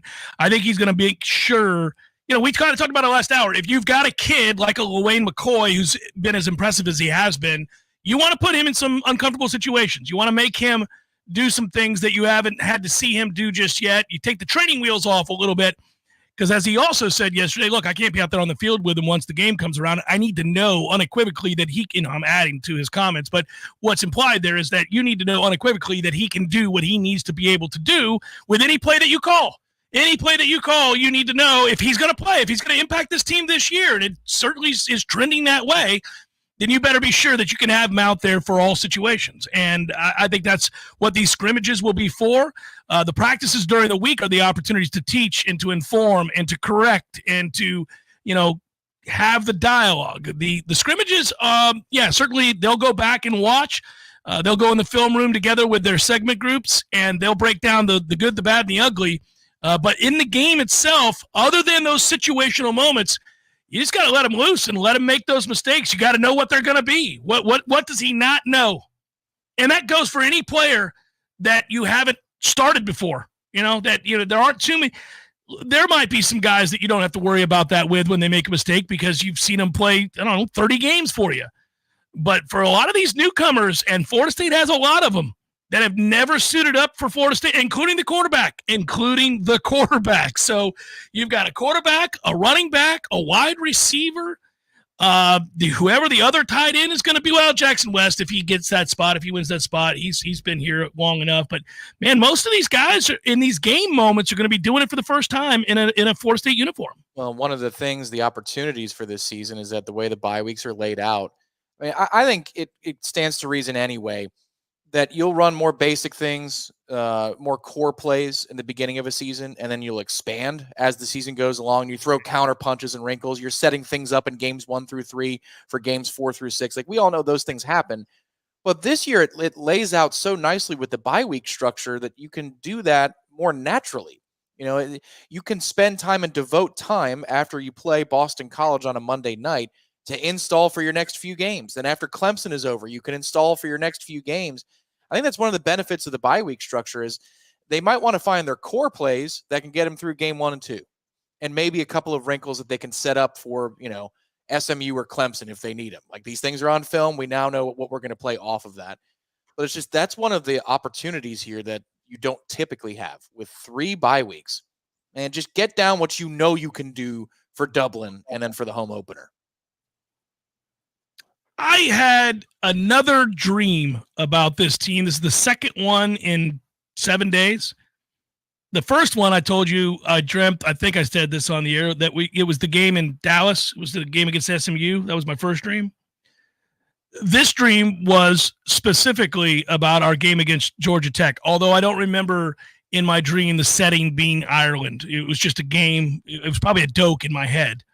Because it didn't stand out. Like, if Eva would stand out, I'd go, oh, man, that's different. But I remember waking up this morning, waking up early and getting ready to get up and feed the dogs and have a cup of coffee, and I didn't like that dream. It scared me a little bit, but I don't believe the dreams are telling the future, and I don't really know that they're insightful in any way. But I think that I'm growing more and more comfortable with the idea that we're just not going to know some things until we start seeing games against other teams. We're just not, that's just it. We're not going to know it. We're not going to know it. I mean, I have an opinion. You have an opinion. Everybody has an opinion that's out there that's watching. But I don't know for certain. And, I go back to something I said earlier in the week. Some people came back at me with this, and they were, I don't know. There's a group of our fan base that just, if you say anything negative about Florida State, or if you have concerns about something with Florida State, they're furious. They rise up and they want to scream you down. And I don't care about that group because I've been dealing with that for years. They also misconstrue what you're saying, which is a little annoying. But when I said that this team does not have a number one wide receiver, people got, a little been out of shape. Like, well, what are you trying to say? Is that going to hinder us? Is that, you think we're going to suck? No, I don't think we're going to suck. Could be a problem. If somebody doesn't emerge as a true number one, like as a guy that defenses have to worry about, that's somebody that they can't necessarily single cover, that they don't, because we saw what happened when Clemson knew they had the corners to go up against our receivers. They're like, fine, we're not really worried about you. Now, it certainly helped that somebody got hurt and Keon Coleman took advantage of a kid that was put in that game, but it's not like we had anything going for us there because they didn't have to. They really didn't have to play fair. They're like, we'll just line up and do what we want to do because we don't respect your speed. Now, that's different with this team because this team does have speed. Yeah. But it's tough living. It's tough sledding if you don't have a game changer at wide receiver. It is, but I will say to counter that, the basis for success on offense this year is the ability to run the football. And Mike Norvell's not saying, he's not telling people that, I'm concerned about this. I don't know. Like this is, No. He feels bullish about this offensive line. He feels bullish about that running back room. He feels bullish short about what they can do on the ground. And I would argue that 2 years ago when they played Clemson, and I get that game had fits and starts, but we were able to run the football against Clemson in a way that shocked us all. And that was a group that didn't have as much skill as this team does. I think this team has more skill, especially at running the football, than that team did. And it's not like Clemson had to be afraid of Pokey Wilson and Johnny Wilson at that point in their careers. And Mike did a good job of scheming up and playing Clemson on the road the year before. So we've been in situations with fewer weapons, with less to go on, and we've been able to, against Clemson, who has a front seven that, is as good as it gets consistently over the last 10 years, produce. Last year was the weird one. Oddly enough, when you had more star power, you produced less consistently because we were unable to run the football. It all comes down to that. And this group, while it might not have electricity outside in the way of a healthy Keon Coleman, if they can run the football, and Mike is right, then you can keep it super simple, and guys are going to come open off of that. I agree wholeheartedly. And I think that is the solution to not having a number one, is being able to run the football effectively and consistently against anybody you face. Now, we'll see. I think the next step, the next adjustment that Florida State will have to make is once they've established that they are their identity is to run the ball and that they're doing it behind a big and deep and experienced offensive line, well, that's going to show up. And a couple games will be under their belt, and the teams that are maybe equipped to do something about it are going to commit to stopping it. They're going to say, well, okay, we can't let them do this. This is what they want to do. You're going to have to beat me doing something you don't want to do. The old Bill Belichick, I'm going to find the thing you do best and take it away. Because you can take anything you want away from anybody. If you're committed to it, you can just decide to take it away completely. At what cost is what you're asking yourself. What are you willing to give up? But I'm going to take this thing away because I know they do that very well, and I can't get beat by that. So, it's a fastball hitter who's hitting 532 on the year on first pitch fastballs. Don't throw it to him. So, you can do that, and somebody will. And then you're going to have to win outside, and that'll be fascinating. Well, and you're going to have to lean on Mike's ingenuity as a play caller, and we believe in that. You're going to have to rely on the lateral speed to maybe test them to the perimeters, and you stretch them out that way. Maybe they're not afraid of you in terms of depth, but they're going to have to be spread wide because Jalen Lucas is on a jet motion every play. Sometimes you give it to him, sometimes you don't. But they have to fear that because of the speed, or Malik Benson's speed over the top. That's what gets fun about the chess match of this season. I just like how if this is going to work, it'll be pretty simple, and it'll be something that, this is what we're getting off the bus and we're going to do. Are you man enough to stop it this week because we're committed to it? I would love for that to be the case, but understand this too. Mike said that this is the best. This has a chance to be the best offensive line. He believes that Darius Russell could be an All-American tackle. So it's not just us saying that. Like, the head coach has set the tone for those expectations. If he's wrong and we're wrong and we're not able to consistently run the football, then there are problems. That you're going to have some serious problems. Everything we're talking about is predicated on what they've gone all in to do, which is get beefier and be more of a bully. I love the commitment to it. I love being in a position to talk about an offensive line that was once the bane of our existence and is now seemingly the strength of the team, or one of, certainly. I think the secondary is a candidate to be the strength of the team as well, and certainly that is a very, very, very deep running back room, but given the nature of that position, it's not as important as, say, offensive line. So, let's hope they haven't miscalculated that. I don't think that they have. I mean, there's nobody that could argue they're huge. Those are big bodies. That's a factual statement. Just go down the list of guys. 330, the only one that's not huge is Maurice. Everybody else is massive. And the guys that they replaced the starters with are massive.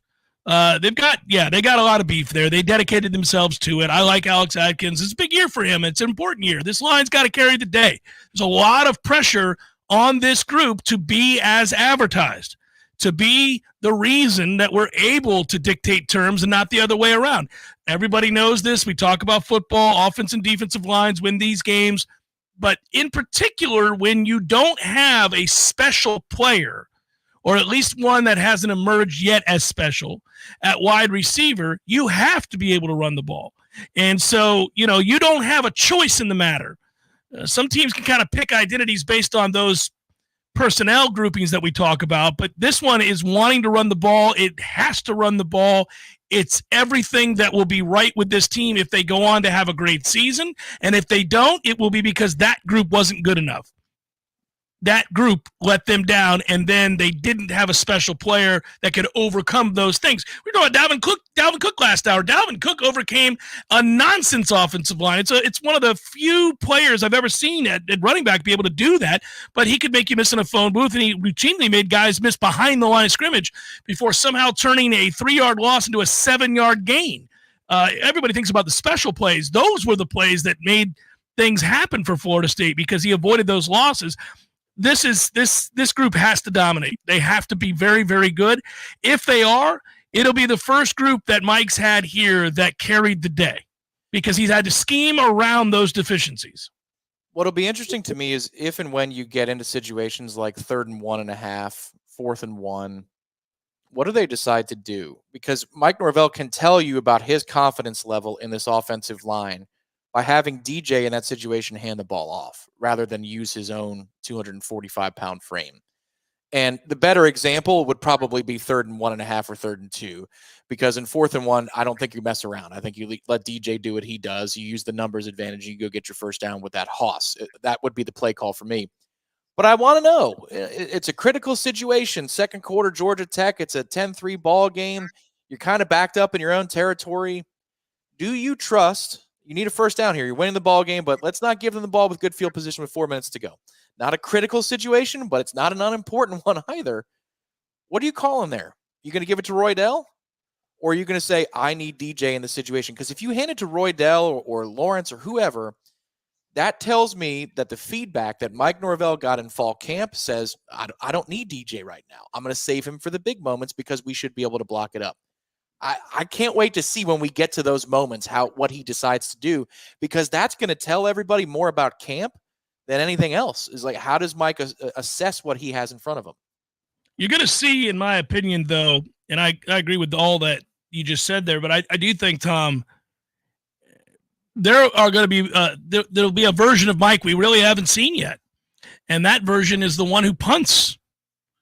The one who says, well, okay, it's 4th and 1. I'm on my own 40, 4th and 2 on my own 40. I'll go ahead and punt it away here. I've got, arguably, he's a candidate for it, the best punter in the country. I've got a really good defense.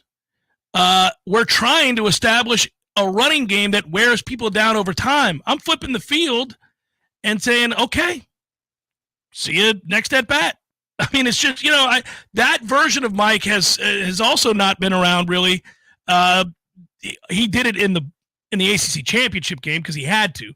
I mean, when they were, losing players left and right, including their starting quarterback, he had to be a little bit more conservative then. But when everything was right, when the relative health of the team was good, he's always been very, very aggressive. And I appreciate that he understands fourth down math better than most. He'll even buck those odds and go when the numbers say don't. He'll even do it then because he's that aggressive. I think this will be the first year where he's not that aggressive. And I'm not talking about not going for it when you should based on the numbers. But if it's close, if it's 50-50, and you're also controlling the game with your defensive line and your secondary has got their wideouts on lockdown, he may opt to punt a lot more than we've seen him do in the past. And that's not a bad idea given what we think the strength of this team is. Correct. He knows how to play to the strengths. We've seen that over the course of his career, 2 different management styles based upon the 22 that he has. That's important. That's really critical. When you're trying to assess what you have in a coach, that's composure. But I do also wonder in other instances, again, will there be a set of 4 downs where I'm going to run the ball right up the middle 4 times, or I'm going to run what we run because I need to send a message not only to the opponent, I need to send a message to my own team that this is what we're going to be about. This is just a different offense. It's constructed completely differently, and you're going to learn a different, side of Mike. What you're talking about is situational decisions. I'm also talking about sending a physical message. Is that maybe on, he wants to be physical, and he was furious that they weren't last year. And maybe the message is more sent to his own offense that now, damn it, you're going to get this job done. And he might pick his spots in some of those moments. Yeah, and I think Briley and I are probably saying the same things here. I wanted to respond to this PSA. Norvell punting more this year is not a change in philosophy. It's the exact same philosophy. Mike will still be just as aggressive. Putting our D on the field is aggressive. Yes and no. Mike has been very, very there have been times this, as you well know. Hell, you've revolted against it a few times, Tom. He's been, in the estimation of many, too aggressive on fourth down calls early in games because he felt he had to chase. He felt he had to chase points. He felt he had to chase situations because he didn't trust. Now, if you're alluding to the fact that the defense proved once and for all that they were good last year, and once he knew that, he was more comfortable with giving the ball away and putting them back on the field, sure, I agree with that too.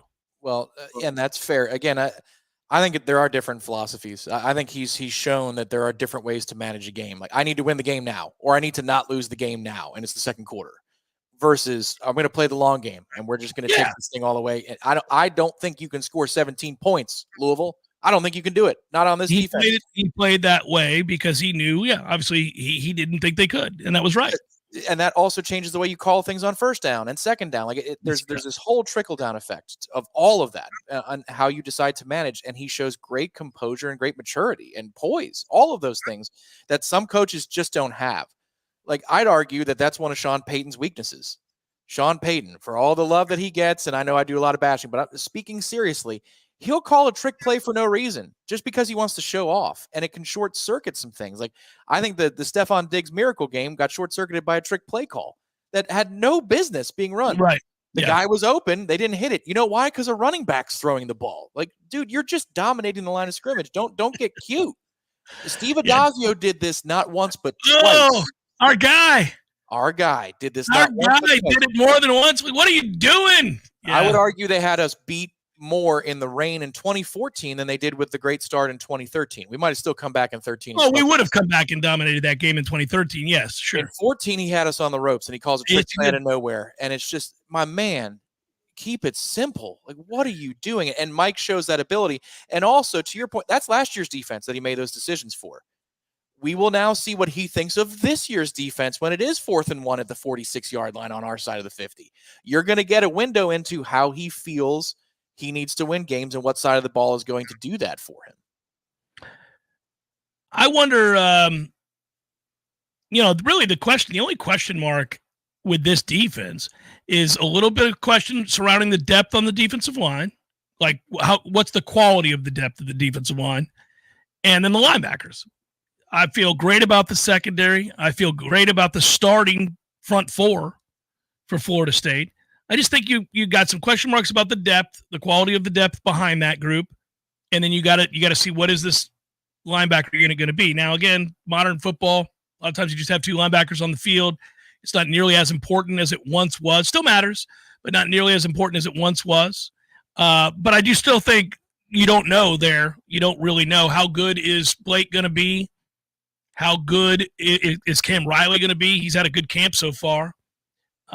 Cryer and those guys. It'll be Lundy. We'll see. All of those guys I think are going to play quite a bit. And I'm interested to see if they're good, if they're better than average in this league, then you've really got a loaded defense at that point, I think. So that'll be fascinating. By the way, our friends at Tried and True have an ad program. They'll give you the much-needed boost and or expose your company and services to more people. This is pretty easy. Whether you have the space or need to sell more businesses, the program is ideal for you. You can click on that QR code, learn more about this. 10% of the net revenue goes to the Battles Inn from Tried and True Consulting. They're looking for locations to take advantage of this. They'll give you a free ad board. Free. It's free. Why? I don't know why you wouldn't do it. Frankly, it's if you are a bar or a restaurant or a dentist's office, or you've got a front waiting area because you sell, you're a mechanic or you sell cars, whatever it might be, places where those big 80-inch televisions exist. He's going to come in and install this for you. It only takes up a third of the screen. You can run sports or anything else you want on it, the rest of the screen. He'll provide the damn television to boot. I said it yesterday. I want him to come and put one in my bathrooms so that I'm just good to go. The Cameron's schedule will be down there, and the rest of it I'll be watching baseball. It'd be awesome. Give him a call today. Tried and True Consulting. Talk about him a lot. It's fun to do business with them. You got to call Don or Joe. They've done great work so far, and more people are starting to sign up for their services. That number, you got to give everybody the number. 844-I'm-4-NOL. 844-I'm-4-NOL. Jeff Cameron Show 93.3, Real Talk Radio, Warchant TV continues in a moment. Accelerate your feet through the board. Now that pattern shit, accelerate. Keep going. Step two, defense. Get on bend your knees and step two of me.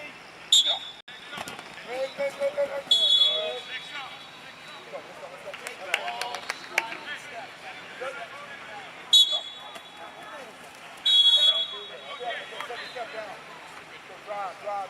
Accelerate through. Strike through. Good, Darren. Accelerate.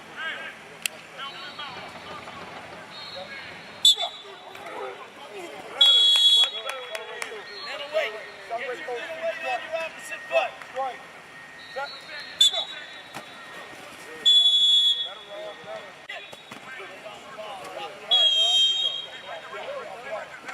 can't be laid off the ball in a drill that goes on the whistle.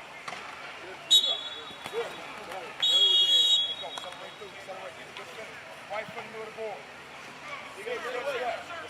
Go in that step. Look at it. Take a knee. You don't have to get enough on the field. You just want that foot, man. You don't have to get to the middle of it. 6-inch step. Here you go, down and right.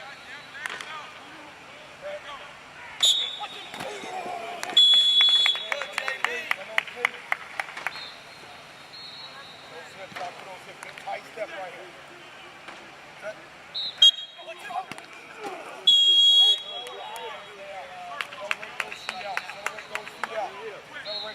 Accelerate it out. That's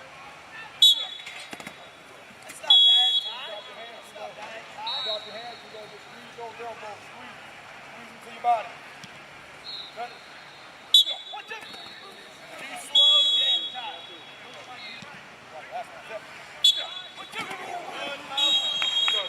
Everybody do it like Mo. Do it like Mo.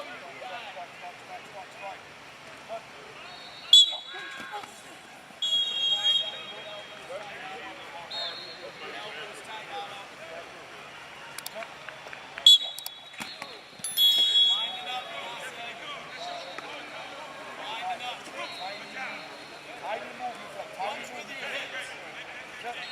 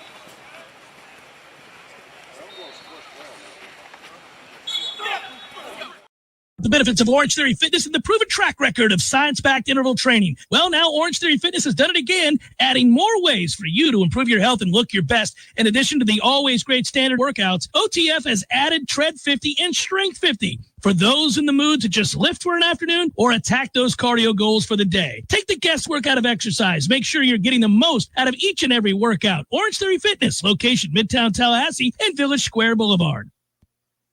The Jeff Cameron Show is a production of the Warchant.com Multimedia Network. Check out Warchant.com today for the latest news inside Florida State athletics. That's Warchant.com. Now, back to Jeff on Real Talk 93.3. Go to NoelRetirement.com. When you do, you will see building a winning game plan, scoring in the retirement red zone. You could join their free email list to claim a free retirement readiness assessment as well. Artisan Financial Strategies, Red Zone, where we're going to go right now. Financial planning, estate and legacy planning, risk management, investment management, business succession, and exit strategy. Adam is a Nole, a diehard Nole. We were talking football not long ago together. Does a lot of work also with the Battle's End and is always committed and connected to Noles all around the country, and he can prepare your retirement plan for you. He and his team at Artisan Financial Services. Cue it up, Tommy. Let's do it. Welcome to the majesty. Every freaking rep. The elegance. To win the game. Oh, he hits the upright. It's no good. You have entered. Someone burned down the funeral home. You burnt the funeral home. Lives will be changed. Sideline. Touchdown. Unbelievable! Mothers will cry. When you see your players give all that they have and you lose that way, it's tough. Legacies are etched into eternity. I know who I am. North, South Dakota was his brother from West Virginia. This is the Red Zone. That's good to know. What you got on first down, Tommy Lang? What you got? This is a simple one. This is more clinical. Tomorrow we get to hear from the coordinators, which we have not gotten to hear from. Usually there's a luncheon, and you get the full debrief from Adam Fuller, Alex Atkins, John Papuchas, and tomorrow you should be able to get them after the scrimmage is over. I do believe they're available. Anyway, so here we go. Scrimmage 1. Mike Norvell sits at the podium. You want to hear what from the head coach? Health-wise, got through it. Nobody's dinged that I'm aware of. Feeling pretty good, and a couple of minor bruises and things of that ilk. That's what happens in football, but we're all right. So from a health standpoint, I felt like we came out okay. Team was able to accomplish a lot of things. Felt good about the red zone. Felt like we were able to run the ball when we needed to run the ball, but the defense had their moments. This secondary has played well all camp. They continued to play well here, so I think the passing offense kind of fits and stops and starts, but we had its moments as well. I think the key is that the decision-making was good. DJ knew where to go with the football based on what he was seeing. Wasn't always successful, but right now it's important that he shows us he knows where to go and process things pretty quickly. So I feel good all in all about this. I think the defense had the better of it.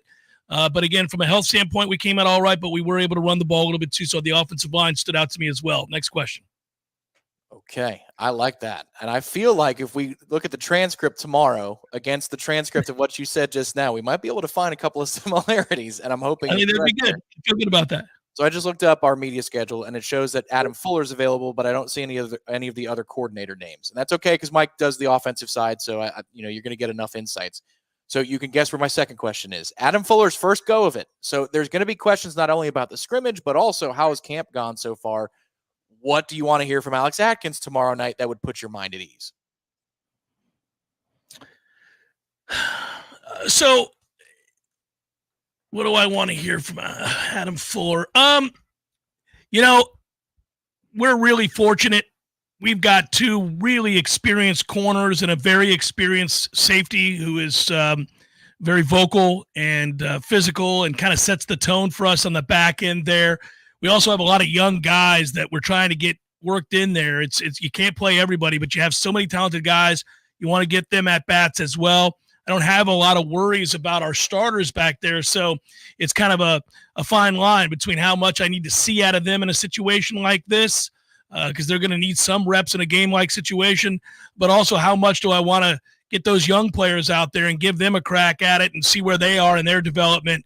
And I felt like we were able to do that today. Good health-wise, came out just fine. I thought the defensive front was dominant, and passing situations we were able to get after the passer. I thought that, I was really impressed. We know what we're going to get from Peyton, but I thought Marvin looked good tonight. I thought he really was explosive and made some plays for us, getting after the passer. So all in all, good day. Got to get better. I thought that, Blake played really well. This has been a good camp for him, just as it was in the spring. He's put on weight. And he's a guy that I think can play the run better than he has in the past and maybe ready to really shine this season. So I thought he stood out to me a little bit too. Cam Riley continues to be a guy that makes a lot of plays for us as well. He was very good in this scrimmage. So all in all, I thought we had a good day. Certainly room for improvement. But again, we're healthy and guys responded in the way that I wanted. Outstanding. Just tremendous work. That would be good to hear. And if I said Atkins, thank you for covering me there on Fuller.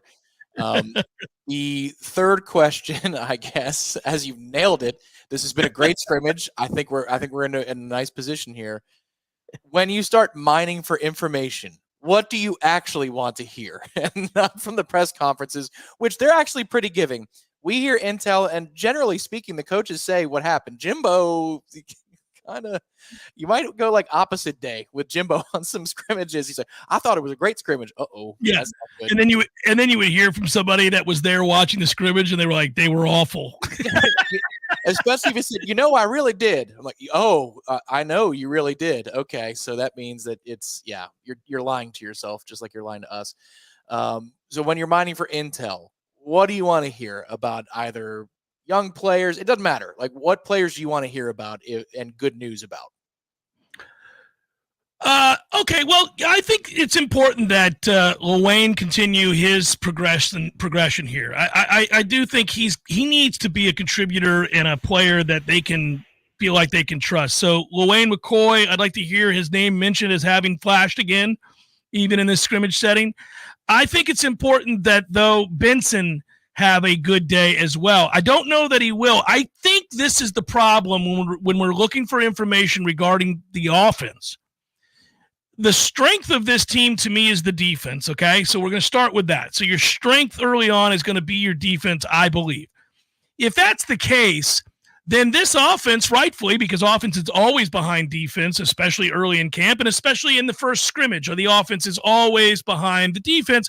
It's much more complicated to run offense, and there's a lot of timing involved. And so a lot of times that takes a ton of reps in games like situations before it starts to hum. So I don't suspect that he's going to have glowing praise about the offense. The combination of the defense being the strength, veteran corners going against good but not elite wide receivers seems to favor the defense, right? So a quarterback, I want to hear about a quarterback that makes right decisions, maybe the play, process winning out over results. I want to hear a little bit about that, because it gets easier when you're not going against Azareye'h Thomas and Fintrell Cypress, and you're not going against Darrell Jackson and Josh Farmer and Marvin Jones Jr.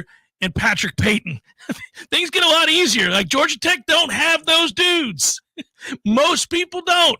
So I just think that we're always going to be left wanting for, more offensive nuggets when we get done with these scrimmage wrap-ups with Coach, because I think the defense is going to be better than the offense every time they line up. The offense will have its moments. We've seen that in camp so far. They have been able to run the ball at times, especially against that second group and that third group. If Darrell and Josh are out there and they've decided you're not blocking them today, you're not. And so that causes a lot of problems.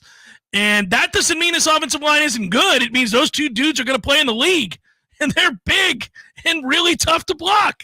So, Patrick Payton, he's got a shot to get drafted in the first round, if not certainly the second round. So, man, good luck. That's just tough. If Azareye'h Thomas is going to be an NFL player, and he is, if Fintrell Cypress is going to get a chance to be an NFL player, and he will, if Shaheem Brown's going to be an NFL player, and he will, and Daryl and Josh and Patrick and probably Marvin are all going to go to the league, yeah, man, it's going to be really tough for your offense to move the ball with any degree of consistency. So I don't expect to hear that. Maybe that's not the answer to your question. I don't expect to hear that. I'd like to hear that in certain situations they were able to run the ball. I'd like to hear that Jalen Lucas continues to flash with that speed that takes your breath away. That means they put him in some sort of situation in which he was isolated on a linebacker and he was able to utilize that speed and elusiveness. That's got to work for them. That's going to be a part of what I think they do. I don't know, all the ways that they're going to use them. I'm not unveiling anything. But obviously you bring a speedster in like that, I think surely you're going to look to utilize them in a lot of ways. And so I'd like to hear a little bit about that as well. Yeah, to your point, I'd love to hear about the processing of DJU. His head was in the right spot. His eyes were looking in the right place. Maybe he hits a couple of shots down the field, and that's generally speaking what we're going to need from him anyway. But that the accuracy was on point, the intensity was there. But I think the DJ stuff would be important to me if Mike is willing to give about, I thought he saw it very well. Like that would be the thing. I thought he saw it right, and he put the ball where it was supposed to be. For fourth down, maybe this is something we can start doing in the future more regularly, but I'll farm it out. Briley has a question. We're like fourth down, fan down. If you ask a question, then we could use that. Corey mentioned punt return being a concern. Was it a bad day or an actual area concern for you? What do you think? You think it's a blip or not? Yeah, I don't have any concerns about punt return. All right. Simple enough. This has been the Red Zone. Yeah. Noretirement.com. Go hit it up and make sure when you make the decision to go with Artisan, which you should, by the way, they're awesome. That team there that Adam and his crew have, they're unbelievable. Not only they are equipped and intelligent and hardworking, their service and customer service is amazing. Artisan Financial Strategies, Noretirement.com. Go find out what I'm talking about. Good stuff. Jeff Cameron Show 93.3, Real Talk Radio, and Warchant TV. Your local news now. Governor Ron DeSantis officially declared a state of emergency Thursday afternoon as forecasters track a tropical disturbance heading toward Florida. The executive order points towards current projections showing that tropical disturbance Invest 97L may strengthen into a tropical depression over the weekend and early next week. Attorney General Ashley Moody has activated Florida's price gouging hotline following Governor Ron DeSantis' state of emergency declaration. Florida's price gouging law applies to items and services that are essential to prepare or recover from a storm within the areas of a declared state of emergency. State price gouging laws are now in effect for Gadsden, Hamilton, Jefferson, Lafayette, Leon, Madison, Seminole, Taylor, and Wakulla counties. Anyone who suspects price gouging can do so online at myfloridalegal.com or by calling 1-866-9-NO-SCAM. This is Rachel N.A. with your Real Talk 93.3 Local News Update, brought to you by Macklemore Systems, Tallahassee's go-to Mac store. Check them out online at MacklemoreSystems.com. This is meteorologist Paul Trombley with your Real Talk 93.3 weather update. A heat advisory continues until 8 p.m. tonight. Thunderstorms likely this afternoon. Otherwise, cloudy skies expected. Highs level off around 94. Winds out of the southwest, 5 to 10 miles per hour. Partly cloudy skies tonight. Chance of thunderstorms. Lows around 77. This report is brought to you by the Lawn Johns. For all your landscaping and lawn care needs, visit thelawnjohns.com. Currently, it's 80 degrees. Hi, this is J.L. Dunbar. I want to tell you why I'm supporting Robert Churchill for Leon County Judge, and I hope you will too. For more than 20 years, I've known Robert Churchill to be a good neighbor, a loving father and husband, a business owner, and a respected attorney. In fact, everything I've seen tells me he'll make a great Leon County Judge. On August 20th, vote Robert Churchill for Leon County Judge. Paid for and approved by Robert Churchill for Leon County Judge, Seat 4. Dream it, plan it, do it. Brian Barnard's Flooring America offers a straightforward way to shop with our streamlined shopping. Finding the right flooring is simple. Visit our newly remodeled showroom featuring the Room to Explore shopping experience, where our knowledgeable staff will walk you through the steps. Our family has been in the area since 1976 with a local staff of more than 35 people trained in flooring sales and design. We know floors, and we know styles. Let us help make your home timeless. Brian Barnard's Flooring America, where friends send friends. There is no Bigfoot, Eddie. Would you stop with that nonsense? There's Bigfoot, Jeff. I wish there were. By the way, I don't want you to point to me as the guy that takes all the fun out of the room. I wish there was the Loch Ness Monster. I wish there was the Bigfoot. I wish there was the Chupacabra. All the things. They're all mythical except for the Bigfoot. The Sasquatch. The Bigfoot? The Bigfoot. There's big feet. There's lots of them. So like different, breeds, like different kinds. There's like, families. There's different families. And, so if they're in the snow, you call them a Sasquatch. Or the Yeti, right? Yep, and then Yeti. Here in Florida, that's a skunk ape. And, I've never heard that one. By the way, why do you think it's real? We would have found them by now. They're the hide and seek champions of the world. Nobody finds the Bigfoot. I think you believe in Bigfoot. I do believe in Bigfoot. You don't believe. I believe in Bigfoot. Don't tell anybody you believe in Bigfoot. I would go look for Bigfoot, but he scares me. Gordo's, bringing the flavor and flair of Cuban food to Tallahassee since 1996. The Jeff Cameron Show is a production of the Warchant.com Multimedia Network. Check out Warchant.com today for the latest news inside Florida State athletics. That's Warchant.com. Now, back to Jeff on Real Talk 93.3. Where does the time go, buddy? Good Lord. We're 47 minutes into the last hour of the program. The show's done for the week, just about. All right. It's pretty wild. This has all at once been like an extremely long week, but it's also taken 2 minutes. I really believe this has been, we're right there on the scrimmage, at the scrimmage, and tomorrow is 21 days away. Like it's almost gives you hives and nerves because we're going to be in Dublin just a couple of weeks from now doing broadcasts. We've been anticipating this for a long, long time, and it's just here it is. I'm going to be into an ice cold beer in about 30 minutes. That's where I'm going to be, buddy. I might see you and raise you one. I might. That's where I'm going to be. I should make mention of one other thing here. I've forgotten about our friends and at Pinch a Penny. Very quickly, you heard the ad, but I do want to reiterate something here. They do make it easy. If you've been thinking about getting one of these real quick, they'll come get your tub. That old one, it's rotting. You didn't really take care of it the way you should have. It's too big and clunky for you to move, so you don't know what to do. Call them and say, yo, come get this hunk of junk. I want a new one. They'll go, yeah. All right, not only that, we'll come get it. We'll take it away, and we'll give you something for it towards the new one that you want, which is a really cool thing. They make it that easy. Go check them out. Having an amazing hot tub is not out of reach. Go see our friends at Pinch a Penny today. They've got all the stuff that you need, the chemicals, the cleaners, the pumps, the vacuums, nets, covers, you name it. They've got all that. You already know that. But what they also have is ways for you to get into a brand new hot tub. They're right over there off of Greer Street. And, good value for that old tub. That's a good thing. That's a very good thing. I feel like that otter that's floating. And he's great. I feel like our pal from Corner Pocket, Bill Hayes, he's got that same look to him, like just the happy. It's the facial hair, I think, for Bill. But it looks like, reminds me of if Bill had a Pinch a Penny and he was floating, he's like, yeah, good day. Yeah. This is a good day. I'm just hanging out. Yeah. They've been great to us, so I just want to make sure I get that mention in there. And I should also note, by the way, got to keep your boys comfortable. Got to keep your boys. I had somebody come up to me on the streets.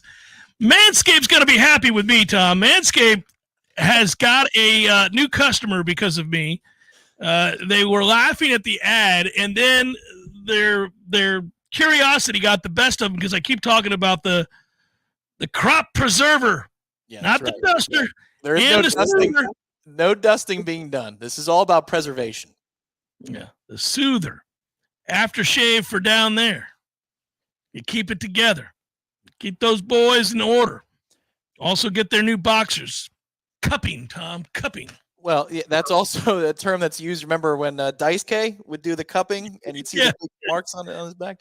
I think, once this empire is built up with Manscaped and you've, helped push thousands and thousands of preservers, no dusters, but preservers and so forth. Weed whackers, lawn mowers, crop soothers, preservers, boxers. I'm pushing it all. We might want to fold in Estes for an NIL opportunity, just a small one, because really, that was so good. What a name. Code Warchant at manscaped.com. Get 20% off. If you were ever thinking about it, Go ahead and do it, guys. 20% off. You can't beat that. Code WARCHANT at manscaped.com. Good times. Is it going to be a brew for you, or are you having yourself a margarita today? I feel like with the heat, the mugginess, you might be apt to order yourself a margarita. Well, you just popped that into my brain. I hadn't thought about a margarita. I thought about an ice cold beer, but yeah, maybe one could do both. You never know. It is there was an invention where you could have a beer inside of a margarita. Yeah. One of the greatest moments of our lives was the day we walked into that place and went, "Wait, what? I can get what? You're going to give me a giant margarita and just pop a whole Corona right in the middle of it?" Not one of those Coronitas. Not one of those Coronitas. The 12-ounce Corona. Yeah. Oh, they weren't BSing. That was back in the day, and we would go watch football there. It was heaven.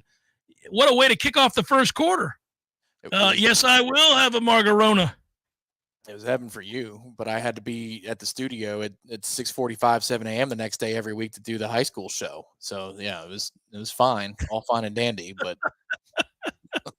I did not like Thursday nights very much. I was like, my brother's asking me to come out, and I'm like, man, I gotta be up at eventually 5:45, 6 a.m. wake up call the next day. This is not right. Eventually you broke down. You're like, I'm not doing it anymore. I can't do it. It's killing me. It's killing me. I did want to read this because we did talk about this yesterday, and Stephen is a fountain of knowledge. I often run into him around Tallahassee. Great guy. He writes, "Hey, Cameron, to answer your rental car theory, it's because they're searching for a car to rent. Most of the time, they don't have one, and they're waiting for one to be returned. That makes sense.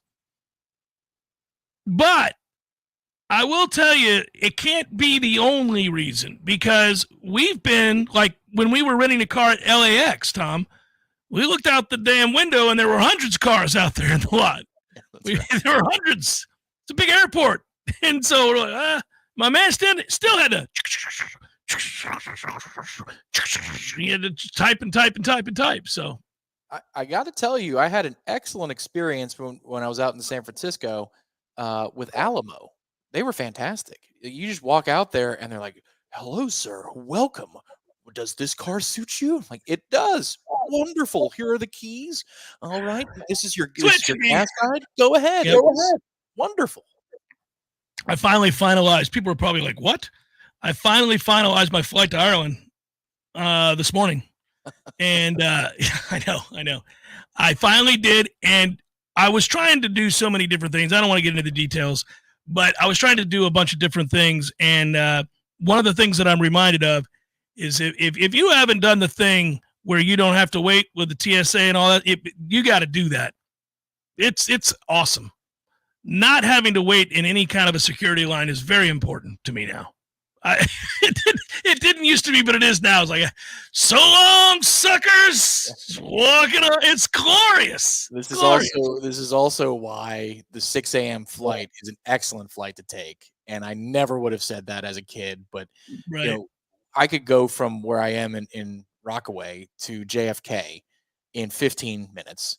And the line for security is commensurate to TLH Airport's security line at 4:30, 4:45 in the morning. The 6 a.m. flight's where it's at, man. These afternoon flights with the weather patterns and the security lines, they're for the birds. The morning flight is the way to do life. Yeah, morning flight and not waiting in security lines, just breezing on by and telling everybody to suck it as you get on the plane in the way that you want to is really, really nice.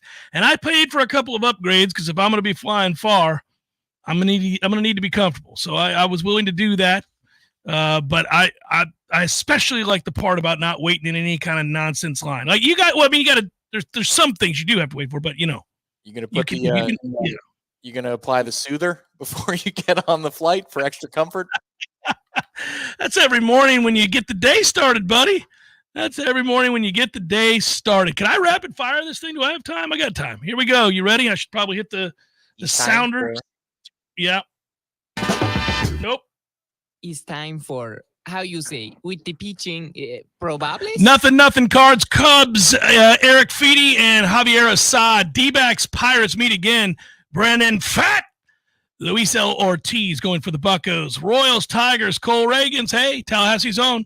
Tariq Skubal. And, oh, by the way, Cole Reagans All-star. Brewers, Nats, Frankie Montas, Jake Irvin. Blue Jays, Yankees, Kevin Gausman, Marcus Stroman. Orioles, Guardians, Dean Kremer, Carlos Carrasco. Giants, Reds, Blake Snell, still in the league. Andrew Abbott. Marlins, Braves, Volante Belloso. Spencer Schwellenbach, who's good.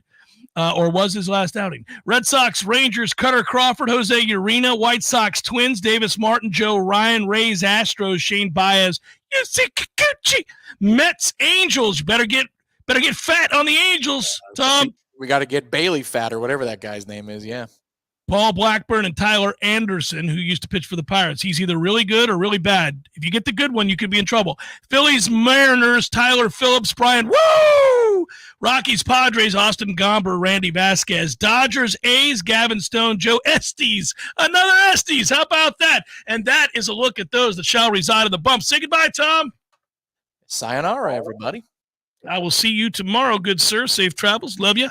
And to all of you, thanks for listening. Appreciate you all week long, as always, and we'll be back with you on Monday. Have a great weekend, everybody. Peace.